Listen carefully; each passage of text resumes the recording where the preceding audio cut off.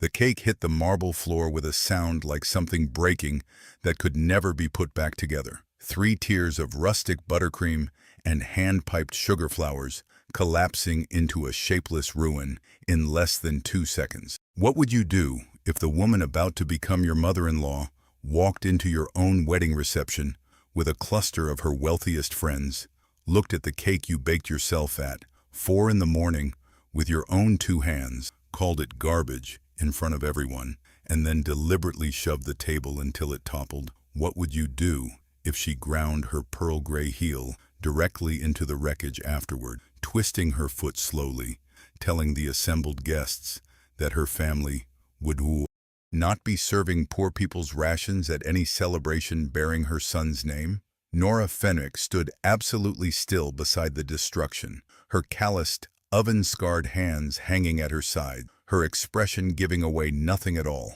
while Eleanor Ashcroft Whitmore smoothed the front of her tweed jacket and turned to accept a fresh glass of gin from a passing waiter, as though she had simply swatted away a fly rather than annihilated hours of careful, loving labor. Neither Eleanor nor a single one of her pearl-draped friends had any idea that in less than 12 minutes, 30 royal pastry chefs would be marching through those very doors in perfect formation, carrying a $5 million masterpiece dusted in 24-karat gold, and that Eleanor's entire comfortable, inherited world was about to collapse before the first slice was ever cut.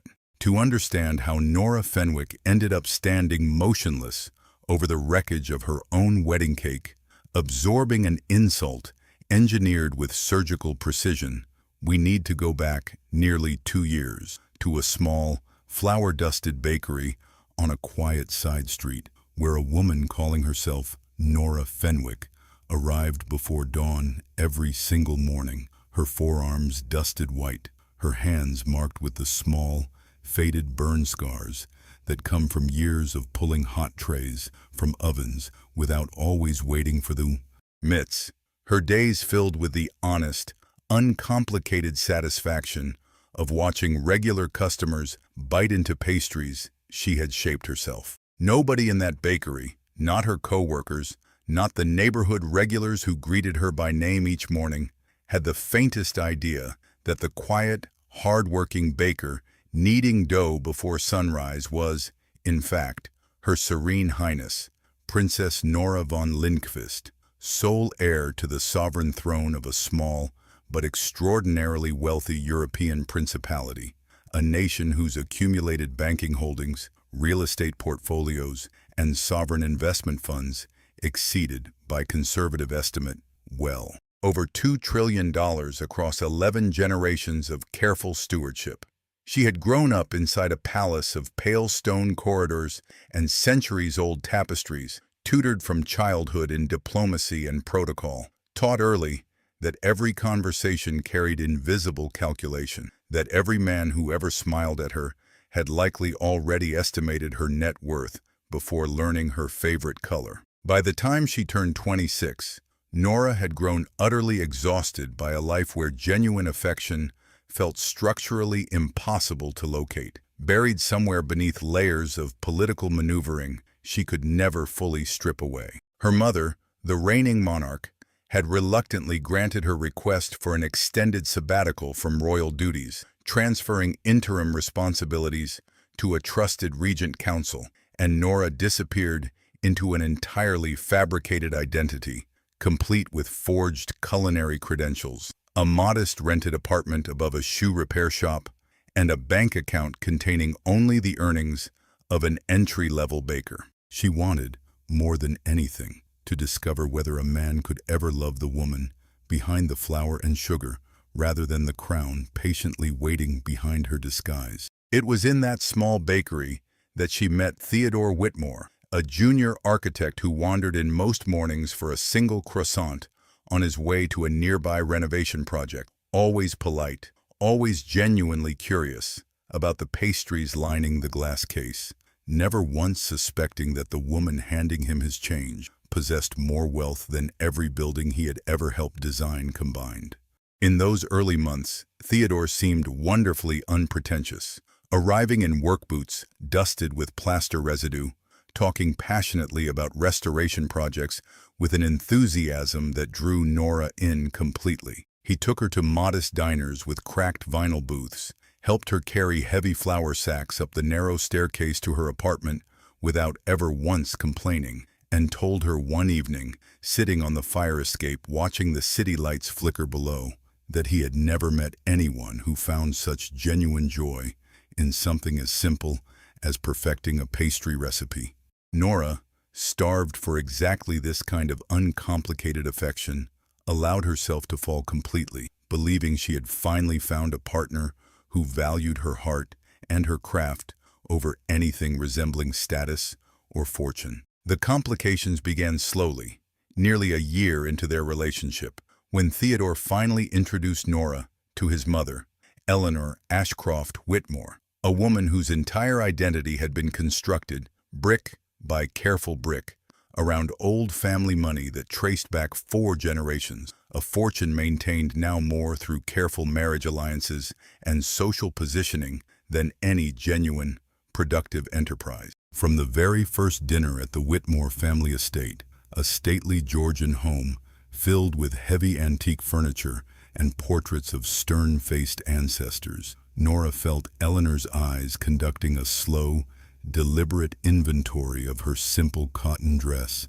and unpolished nails, calculating her worth down to the penny before a single word of genuine conversation had passed between them. Eleanor wore a heavy strand of pearls that afternoon, the same strand she seemed to wear at every subsequent occasion, and the scent of gin and hairspray followed her through every room she entered like a permanent, cloying fog. "So you work at a bakery," Eleanor had said that first evening, swirling gin in a crystal glass with practiced elegance, her tone carrying that particular brand of politeness that functions as a precisely calibrated insult. How quaint. "I suppose someone needs to make the bread for people who actually matter." The insult landed with surgical precision, and Nora had simply smiled in return, her diplomatic training allowing her to absorb the blow without visible reaction, though internally, something cold had already begun settling permanently into her chest.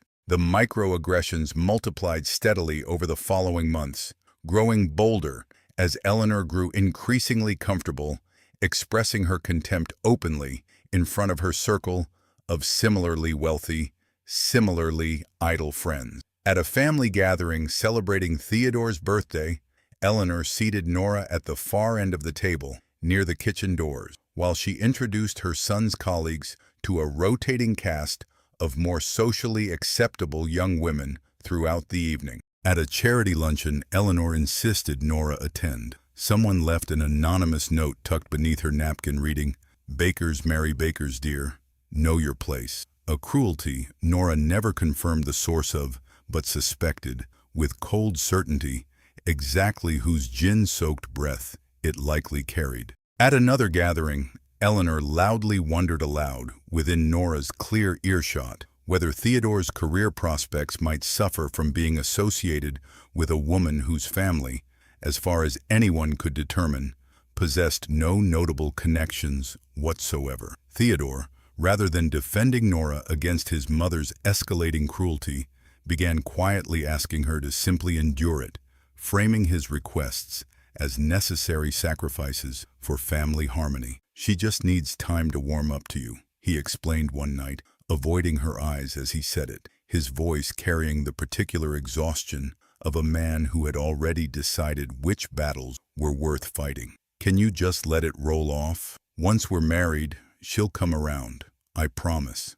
Nora, clinging to the fragile hope that the man who once carried heavy flour sacks up narrow staircases without complaint might eventually find the courage to defend her, agreed each time, swallowing insult after insult, telling herself that patience would eventually be rewarded with acceptance. She had no idea, during those long months of quiet endurance, exactly how far Eleanor's cruelty was ultimately prepared to extend. Wedding planning proceeded with Nora insisting on baking her own wedding cake, a decision that felt deeply meaningful to her, a chance to contribute something genuinely personal to a celebration otherwise dominated by Eleanor's expensive, elaborate preferences for every other element of the ceremony. She spent the entire night before the wedding awake in her small kitchen, hands moving through familiar, comforting motions, piping delicate sugar flowers onto 3 rustic tiers, each layer representing hours of careful,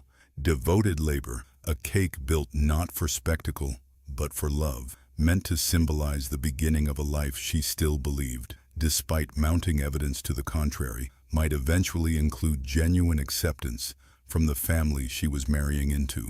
The reception hall gleamed with crystal chandeliers and polished marble floors, floral arrangements cascading from silver stands throughout the vast space, the air thick with the scent of expensive perfume and champagne. Nora had arrived early to set up her cake on a small display table positioned near the center of the room, adjusting a final sugar flower with careful, practiced fingers, feeling a quiet swell of pride despite the exhaustion of the sleepless night behind her. She stood back to admire her work, just as Eleanor swept into the hall, trailing 4 of her closest friends, women dripping in inherited jewels, their laughter already sharp and performative before they had crossed half the room. Eleanor's group stopped beside the cake table, and her expression shifted instantly into something between amusement and disgust. "Is this it?" Eleanor asked, her voice carrying easily across the nearby guests, dripping with contemptuous incredulity. "This is what you're serving at my son's wedding?" One of her friends actually laughed aloud, covering her mouth with a jeweled hand. Nora felt her stomach tighten, but kept her expression composed. "I made it myself," she said quietly. "Every detail, by hand." Eleanor's lips curled into something between a sneer and a smile, and without another word of warning, she reached out and shoved the display table with sudden, deliberate force, sending it toppling sideways. The cake slid from its platform and crashed onto the marble floor, buttercream splattering across the white stone in a spray of soft cream and pale pink, sugar flowers scattering like broken promises. A handful of nearby guests gasped, several stepping back reflexively, while others simply watched, with expressions caught somewhere between discomfort and cruel amusement. Eleanor looked down at the wreckage with theatrical satisfaction, then, without a flicker of hesitation, ground her pearl-gray heel directly into the ruined cake, twisting her foot slowly, deliberately, as though extinguishing something offensive rather than destroying hours of loving labor. "My guests," she announced loudly, her heavy pearl necklace catching the chandelier light as she straightened, "will not be served poor people's rations at this wedding. If you wanted to contribute something meaningful, dear, you should have simply written a check and let professionals handle the actual details." Nora stood frozen beside the wreckage, her expression giving away absolutely nothing, though internally, something inside her had gone utterly, inhumanly still, a coldness so complete it seemed to erase every trace of the warmth she had spent nearly 2 years carefully cultivating for this family. She thought, in that suspended, painful moment, of every insult absorbed, every dismissive comment endured, every quiet humiliation swallowed for the sake of a relationship she had genuinely believed might eventually earn genuine acceptance. She thought of her mother's voice, warning her years earlier that true character reveals itself most honestly in moments when people believe consequences do not exist, and she understood, with absolute clarity, that this moment had finally arrived. Without a single word, without a flicker of visible distress, Nora lifted 2 fingers slightly at her side, a small, almost invisible gesture directed toward a broad-shouldered man in a plain dark suit standing near the hall's entrance. A man every guest assumed was simply hotel security, but who was, in fact, the lead officer of her personal protective detail, stationed discreetly at every major event throughout her entire period of anonymous exile. He nodded once, lifted a small radio to his lips, and spoke a single word. For several long seconds, nothing happened, and the reception hall settled into an uncomfortable, buzzing murmur. guests whispering among themselves about the scene they had just witnessed. Then, faintly at first, a new sound began building outside the hall's grand entrance, the low, distinctive rumble of multiple vehicles arriving in coordinated formation, followed by the crisp, disciplined sound of numerous footsteps approaching in perfect unison. The reception hall's massive double doors swung open with theatrical, deliberate precision, and a procession began entering that immediately silenced every remaining conversation in the room. 30 men and women dressed in pristine white chef's uniforms marched into the hall in perfect formation, each pair carrying between them sections of an enormous, elaborate cake structure, its surface gleaming with unmistakable, genuine, 24-karat edible gold leaf, studded throughout with what appeared to be actual diamonds embedded into sugarwork so precise it looked architectural rather than culinary. Behind the chefs walked a formation of guards in formal dark uniform, their disciplined bearing immediately signaling that whatever authority had summoned this procession commanded considerably more weight than a simple wedding vendor delivery. Eleanor's earlier triumphant expression flickered into confusion as she watched the procession assemble itself in the center of the reception hall, the massive cake structure rising, tier by gleaming tier, into a 7-layer masterpiece, adorned with intricate gold detailing, and centered at its peak, an ornate golden crest that several guests, upon closer inspection, recognized as the official royal seal of the Lindqvist Principality. A tall, silver-haired man in formal diplomatic attire stepped forward from among the guards. Ambassador Klaus Reinhold, Lindqvist Royal Diplomatic Corps, he announced, his voice carrying crisp, absolute authority through the stunned silence of the reception hall. He turned to face Nora, bowing his head with formal, reverent deference. "Your Serene Highness, forgive the delay." The words detonated through the reception hall, 200 guests gasping in unison, the pieces of nearly 2 years of careful deception assembling themselves in real time across dozens of horrified faces. "Your Serene Highness," Eleanor repeated numbly, the words seeming to physically wound her as they left her mouth, her earlier triumphant cruelty replaced entirely by dawning, horrified confusion. Theodore stood frozen several feet away, his own face drained of all color, apparently struggling to reconcile the modest baker he had fallen in love with against the reigning sovereign heir now being formally addressed before an audience of 200 stunned wedding guests. Nora straightened her posture, the quiet, humble baker facade dissolving completely to reveal the sovereign authority patiently concealed beneath it for nearly 2 years. "My full name is Nora von Lindqvist, Sovereign Princess of the Lindqvist Principality," she said, her voice carrying calm, absolute authority through the stunned silence. "I chose to live modestly for 2 years because I wanted to discover whether a family could accept me for who I am rather than what I represent. Eleanor, you provided my final answer with remarkable clarity several times over before finally demonstrating it physically on this floor tonight." Ambassador Reinhold stepped forward, his expression carrying formal, devastating precision. "Mrs. Whitmore," he said, addressing Eleanor directly, "you have just destroyed a wedding cake personally crafted by the sovereign heir to the Lindqvist throne, and subsequently insulted her character in front of witnesses, an act which, under long-standing international protocols governing offenses against reigning monarchs, constitutes a formal diplomatic incident." Eleanor's face had drained of all color, her pearl necklace suddenly seeming heavy and absurd against her visibly trembling throat. "This is impossible," she whispered. "She works at a bakery. She has burn scars on her hands. This has to be some kind of elaborate mistake." Nora held up her hands, showing the faint, familiar burn marks earned across years of pulling hot trays from ovens. "These hands baked bread every single morning for 2 years, Eleanor," she said quietly. "That was never a disguise I regretted wearing. What I regret is believing, even for a moment, that your cruelty might eventually soften into something resembling basic human decency." She turned toward the guard commander standing near Ambassador Reinhold. "Proceed." The commander stepped forward, his expression carrying no trace of mercy. "Eleanor Ashcroft Whitmore," he announced formally.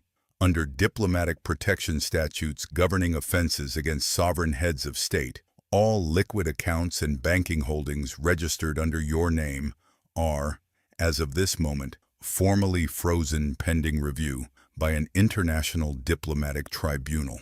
Eleanor's legs seemed to give out slightly, and she gripped the edge of a nearby table for support. "You can't do that," she stammered, her voice rising with desperate panic. "My family's accounts have stood for 4 generations. My husband's estate—" "Your husband's estate," Nora interrupted coldly, "maintains its credit lines through banking institutions that depend on sovereign lending agreements connected to Lindqvist Holdings. That courtesy has just been formally revoked." The commander gestured toward the wreckage still smeared across the marble floor. "You will clean this yourself," he said, his voice carrying formal, absolute authority. "On your knees, in front of the same guests who watched you destroy it." Eleanor's face flushed with humiliated fury, but the guards positioned near the hall's exits made abundantly clear that refusal was not a viable option. As Eleanor knelt, trembling, scraping ruined buttercream into a cloth provided by one of the guards, her pearls swinging forward and nearly dragging through the wreckage, the 30 royal chefs completed their assembly of the magnificent cake, its gold surface catching the chandelier light with blinding, spectacular brilliance. Theodore rushed toward Nora, his face pale with shock. "Nora, please. I had no idea. I swear I never knew." "You watched your mother humiliate me for nearly 2 years, Theodore," she said calmly. "You asked me, over and over, to simply endure it. I don't need you to figure anything out. I need you to understand that this wedding is over." She turned and walked toward the reception hall's grand entrance, Ambassador Reinhold and the guards falling into formation behind her, leaving Eleanor still kneeling on the marble floor, Theodore standing frozen in devastated silence, and 200 guests slowly understanding they had just witnessed the complete collapse of an old money family's fortune in the span of a single evening. The following weeks unfolded with merciless efficiency. Eleanor's frozen accounts triggered a cascade of loan defaults across the family's remaining property holdings, forcing the liquidation of nearly everything accumulated over 4 generations. Her social standing evaporated entirely. Her invitations to every charitable board formally rescinded once whispers of the incident spread through every relevant circle. Theodore's architecture firm, dependent on contracts connected to his mother's social network, collapsed within the fiscal quarter. Nora returned to the Lindqvist estate within the month, resuming her full sovereign responsibilities with renewed clarity. Months later, addressing young culinary students during a charitable initiative, she was asked whether she regretted her painful experiment among ordinary citizens. "I learned that true character reveals itself most honestly in moments when people believe there will be no consequences for their cruelty," she said. "True power doesn't need to shout to be respected. It only needs patience and the wisdom to let cruel people condemn themselves through their own arrogance." And so, dear viewer, that is how a sovereign princess disguised as a humble baker watched her handmade wedding cake crushed beneath a cruel woman's heel, only to answer with a $5 million masterpiece and the complete collapse of her tormentor's entire fortune. What did you think of this masterful revenge? Did Eleanor get exactly what she deserved? If you loved watching arrogant elites lose absolutely everything in a single, unforgettable evening, smash that like button, share this story with your friends, and subscribe to the channel so you never miss another story of karma, justice, and quiet royal power finally reclaiming what was always rightfully hers.